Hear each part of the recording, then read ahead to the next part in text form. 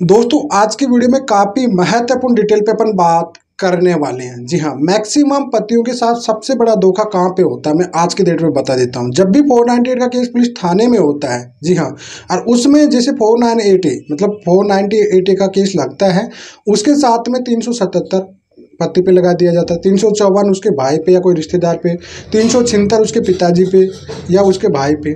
ऐसे कई सारे सेक्शन लगाए जाते हैं जिसमें से कि पति यहाँ पे सबसे ज़्यादा डर जाता है। जी हाँ, अब यहीं पे होता है भाई साहब सबसे बड़ा धोखा और सबसे बड़ा गेम स्टार्ट। जी हाँ, और यहाँ पे पता बड़ी हैरानी की बात होती है कि इतने बड़े जो संगीन होते हैं, लोग सोचते हैं कि साहब बड़े सेक्शन लग गए, रेप का केस लग गया साहब, छेड़ाछाड़ी का केस लग गया साहब, अननेचुरल फिजिकल का लग गया साहब, यहीं से वो डरने लग जाते हैं साहब। अब पुलिस इनको इतना टॉर्चर करने लग जाती है कि भैया पुलिस जैसे आपके भाई पे लग गया, पति के भाई पे, तो उसको अरेस्ट करने की कोशिश करती है। ठीक है, उसके पिताजी पे हो गई, चाहे वो सीनियर सिटीजन है, तो उनके भी अरेस्ट करने की कोशिश करने लग जाती है, परेशान करती है। अब पति लोग डर जाते हैं बेचारे कि अब क्या करे क्या नहीं करे।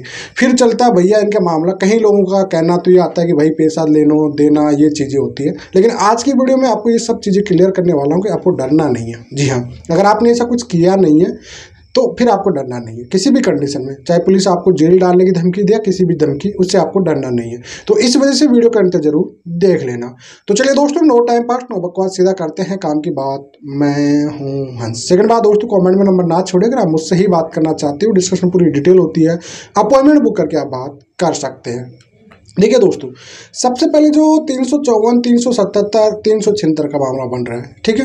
अब देखिए सबसे पहले तो एक 354, 377 का, एक तो 377, 354 दो मामला है, एक तो हस्बैंड पे, एक हस्बैंड के भाई पे या उसके जीजाजी पे या कोई रिलेटिव पे, ठीक है। अब ये दोनों मामले बन गए साहब, 376 का उसके भाई पे भी हो सकता है, ठीक है।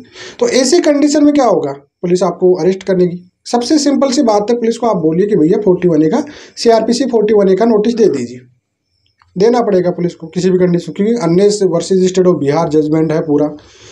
जब भी आपके साथ ये 498 केस होता है ना, उसके साथ में जब भी ये ऐसे जो सेक्शन लगते हैं, रेप केस के, छेड़ाछाड़ी के, सब ये होते हैं विचाराधीन। मेन सेक्शन, मेन केस बनता है आपका दहेज का, डोरी का, लेकिन ये जो भी आरोप प्रत्यारोप है पूरे विचाराधीन होते हैं, पार्ट ऑफ इन्वेस्टिगेशन होते हैं ये, ठीक है। अब पुलिस डायरेक्टली एक महिला जाके बोल दी तो उसको देखिए, अब कैसे क्यों होता है पार्ट ऑफ इन्वेस्टिगेशन मैं आपको बता भी देता हूँ। क्योंकि साहब कहीं पर क्या होता है कि पति पत्नी के बीच में डिस्प्यूट का मामला चलता है। अब उसके बाद में पत्नी 12 महीने से, 1 साल से, 2 साल से मायके में रहती है। अब जब आप सोचिए कि जिस महिला 1 साल से 2 साल से मायके में बैठी हुई है और वो जाके साल 2 साल के बाद में 354 का मतलब डोमेस्टिक रिलेशनशिप है ही नहीं, 376 जैसे केस लगा रही है, तो आप सोच सकते हो पूरा प्री प्लानिंग मैटर होता है। तो इस वजह पूरे विचाराधीन होते हैं। पुलिस को यहाँ पे आपको CRPC 41A का नोटिस देना पड़ेगा। जी हाँ, अब देखिए यहाँ पे कई बार क्या होता है कि मेडिकल वगैरह ये सब चीज़ें आ जाती है, लेकिन ऐसा नहीं होता है। जब भी 354 या 376 का मैटर बना रही है आपकी पत्नी, तो सबसे पहले उसको जब भी FIR दर्ज हो रही है तो उसका नियर बाय मेडिकल चाहिए पुलिस के थ्रू, साथ में 164 के बयान मजिस्ट्रेट के सामने समक्ष बयान उसके दर्ज होना चाहिए। और ये 99% किसी भी FIR में देख लेना, 100 में से 10% ही महिलाएं ये कराती होगी, लेकिन 99% महिलाएं ये कभी भी नहीं कराती कि मजिस्ट्रेट के पास 164 बयान देंगे।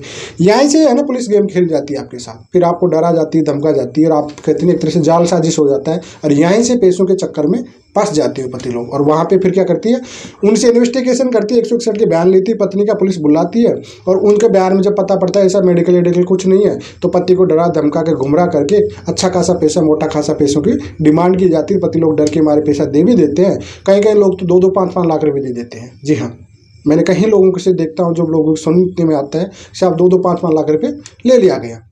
तो भैया आपको ऐसा चीज़ नहीं डरना। जबकि आपको ऐसा लगता है पुलिस आपके साथ इस तरह टॉर्चर कर रही है, आप डायरेक्टली जाइए, FIR दर्ज करते करते आपको सीधा साधा हाई कोर्ट चले जाना है, ठीक है। अरेस्टिंग स्टे मांग लीजिए, आपको अरेस्टिंग स्टे इजीली मिल जाएगा, कोई दिक्कत नहीं है, ठीक है।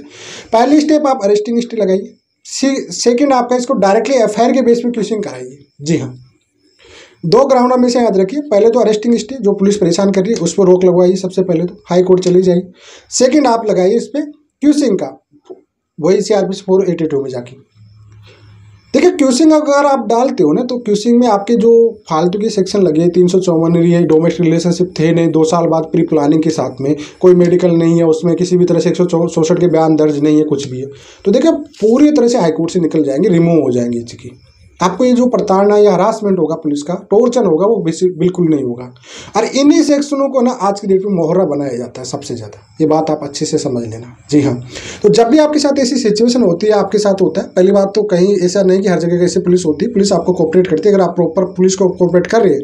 लेकिन कुछ जगह ऐसी दिक्कत आती है और वहाँ पे आपको ऐसी तरह से प्रॉब्लम क्रिएट हो रही है, तो फिर आपको डरना नहीं है, सीधा डायरेक्टली जाइए हाई कोर्ट में, अरेस्टिंग स्टे लीजिए। अरेस्टिंग स्टे के बाद आपको 482 डालिए, अलग अलग केसिंग डालिए उनकी, ठीक है। भाई की अलग डाल दीजिए, ठीक है। आपके पिताजी पर लगा उनकी अलग डाल दीजिए, आपकी अलग डाल दीजिए। कोई दिक्कत नहीं, बेल लेने में पुलिस के अरेस्टिंग से किसी भी प्रकार डरना नहीं है आपको।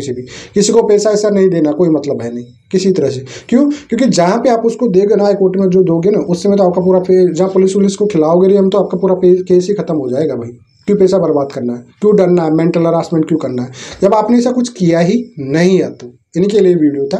अगर वाकई आपने ऐसा कुछ किया है तो फिर आप जेल की हवा कर सकते हो, उसमें तो आपका इस वीडियो आपके लिए कोई काम का नहीं रहेगा। लेकिन एक्चुअली में आपने ऐसा नहीं किया, प्री प्लानिंग के तहत आपकी पत्नी ने किया और आपके भाई के ऊपर लगाया है। आपके ऊपर 377 का, जिसका कोई मेडिकल वगैरह सर्टिफिकेट कुछ भी नहीं है, या फिर 354 का, जिसके कोने पर होता है जब भी वो कंडीशन या टाइम ऑफ डेट हो बता रही, प्री प्लानिंग करे उसको, उस समय अगर आपके पास एविडेंस है, जो आरोप लगा रही है उसको आप झूठी साबित करने के पास आपके पास सबूत है, तो डायरेक्ट हाई कोर्ट में जाइए। आप लोग निडर होइए, आप डरिए मत बिल्कुल भी।